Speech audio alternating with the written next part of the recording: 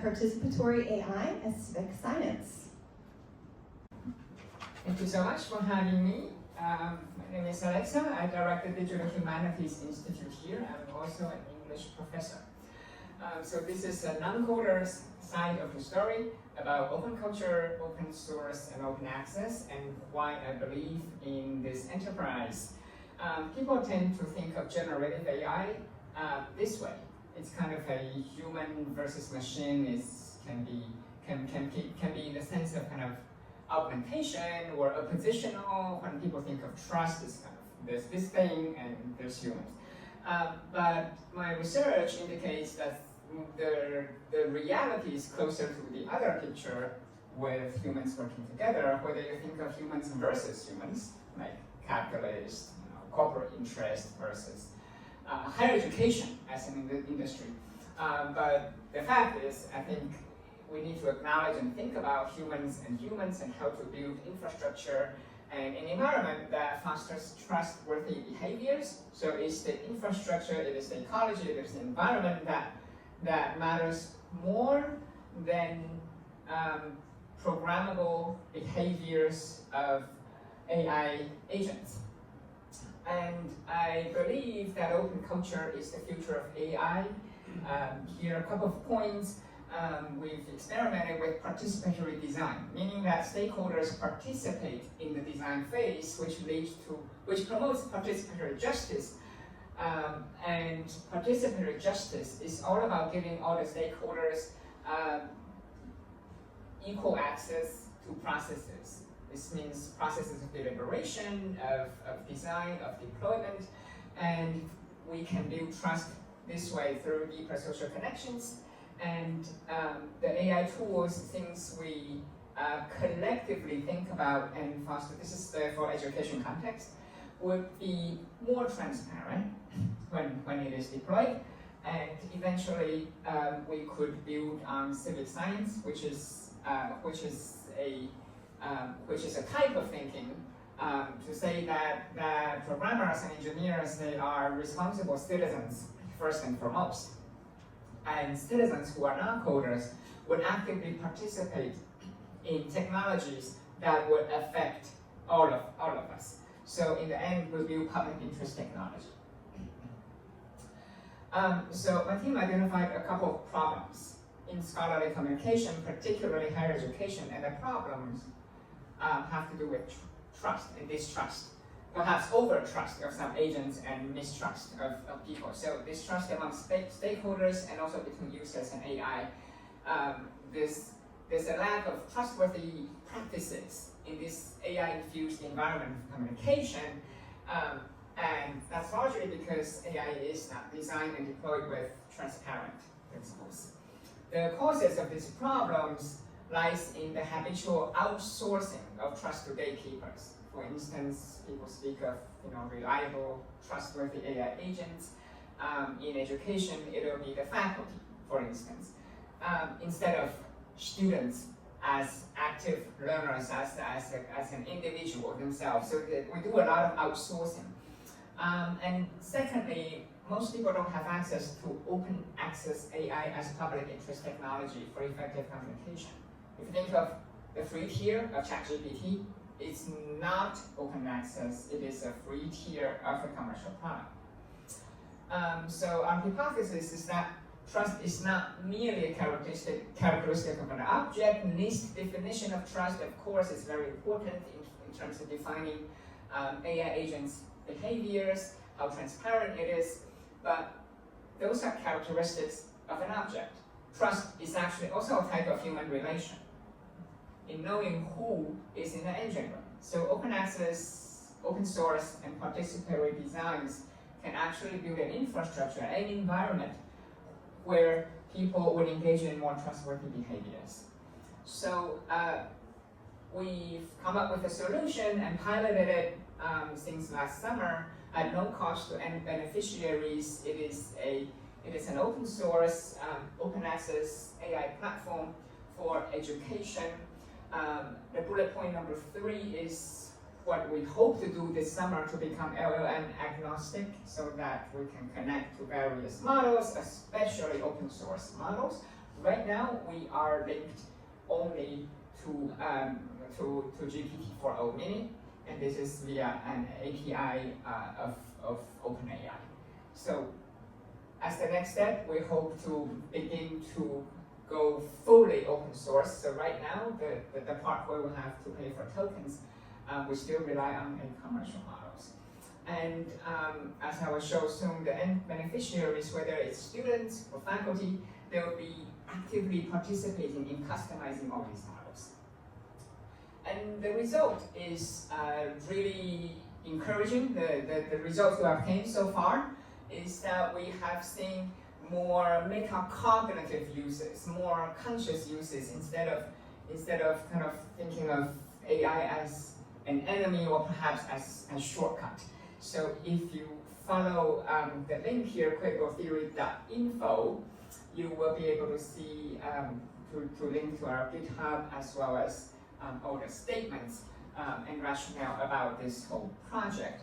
So this is the front end. It's deployed on this site. This is an open access online based textbook of mine. I have several others with different URLs with their own custom AIs.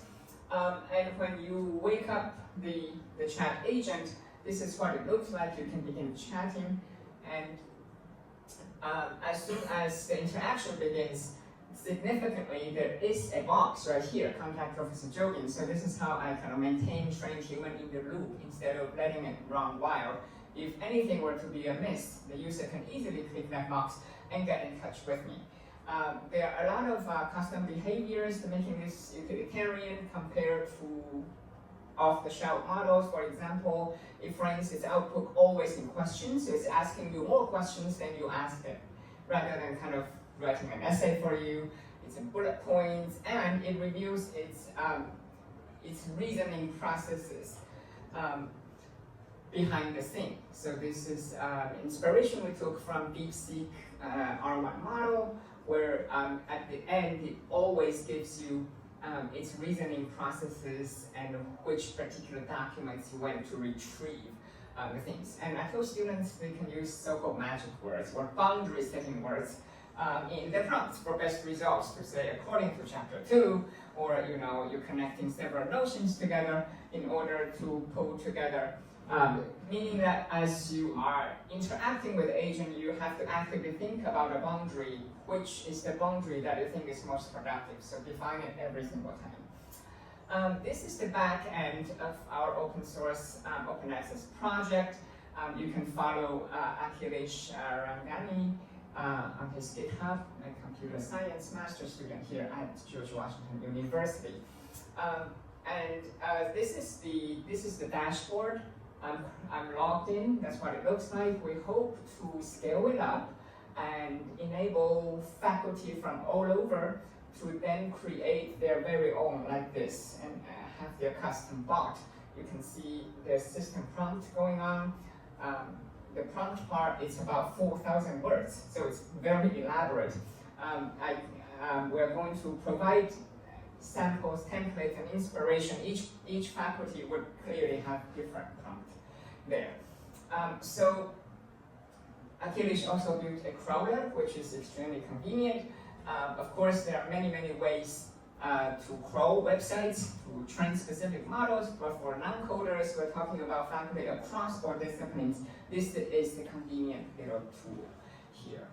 And you can upload as many documents as you want as training material. So in other words, when we go open source LLM, we are going to host the model, of course, most likely on AWS. Currently, we are simply using API plugins, so we don't have to host the model. We do host all the data on Backend. So what is the difference between our project and all the so-called free tier products out there? Well, we are truly open source and open access because, as I mentioned, free tier products really are not open source at all. Google may appear to be free, but it has some ad input, ad income, as well as monetizing your interaction. So Even ChatGPT EDU is more a top-down model. They want to push the universities for subscription. Yes, you can customize certain, yes, there are other ways to achieve what we accomplished, kind of customized chatbot, but the participatory aspect is very, very different. And we're talking about enterprise level versus kind of grassroots effort coming from, it's an educator-led little product for educators, rather than coming from the corporate end. So we offer full backend customization options and programmable system prompts. And on the front end also, we don't require any login. Anyone, as you follow a link, if you go to that link, you can immediately chat. You don't have to identify who you are. So the privacy protection is superb, and we do not send off the interactions to OpenAI to further train their LLM. So everything is kept here for 30 days for security reasons, but it's anonymized, and after 30 days, it's wiped. So this is a type of civic science, right? Modern trustworthy communication practices where people across different disciplines, they work together rather than having only coders at the table for discussion. And so this is kind of a quick snapshot of what I meant by civic science, right? Engineers as responsible community members. Community is the key. And citizens also actively engage in design, in thinking about it whenever there's technology that has a lot of social implications that will affect many people. And the goal is public interest technology. Here is a survey in terms of further motivations, what pushed us to do this. This survey from late 2024 indicates that 86% of college students are actively using AI, 24% of them using it daily. But disappointingly, ChatGPT looms large. Primarily, that's the go-to tool. We're talking about the free tier version mostly and uncustomized. So my vision is to have course level specific custom AI thinking partners for different classes. And in this day and age, I felt like we should largely abandon general purpose ChatGPT when it comes to when we think about learning. You need to have purpose-driven, very specific subplots, and that's far more productive than using the general tool every single time.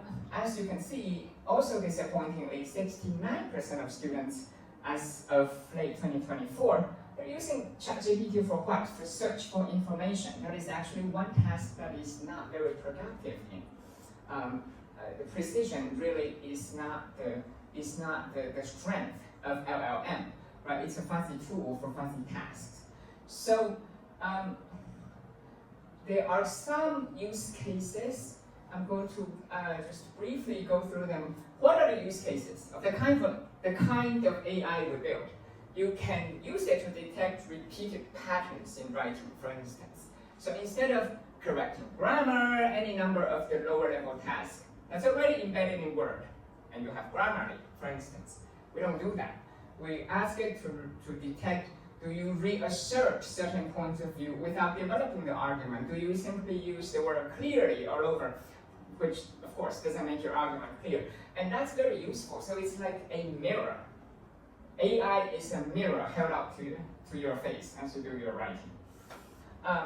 And we can use it to simulate debate, simulate historical viewpoints, for instance. That's sometimes more difficult for students, despite instruction in class, to come up with on their own. So this is not about relying on the accuracy of answers produced by AI, but actually using it as a type of a brainstorming partner. Even if the answers are incorrect, it is there to get you started in thinking. AI can ask students questions they didn't think of. The quality of those AI questions, of course, it fluctuates a little bit. But just to have this ability to simulate, to practice, is very important because you can gain deeper understanding through this kind of simulation and repeated practice, because practice makes perfect. People talk a lot about critical thinking and thinking deeply. Easier said than done if you don't practice it. So that is the point here. I use it for fuzzy tasks. I use it for pattern detection. I don't use it for exactly kind of data retrieval. Yes, some students have used it for that purpose. I didn't do the reading, class is coming up. Just tell me what the reading is about. Yes, you can try to use it for that, but it's not very interesting or productive. Instead, we use it to simulate iterative processes to enhance critical thinking abilities. So that's a quick snapshot of criticaltheory.info, the kind of open access, open source AI that we're building to change higher education.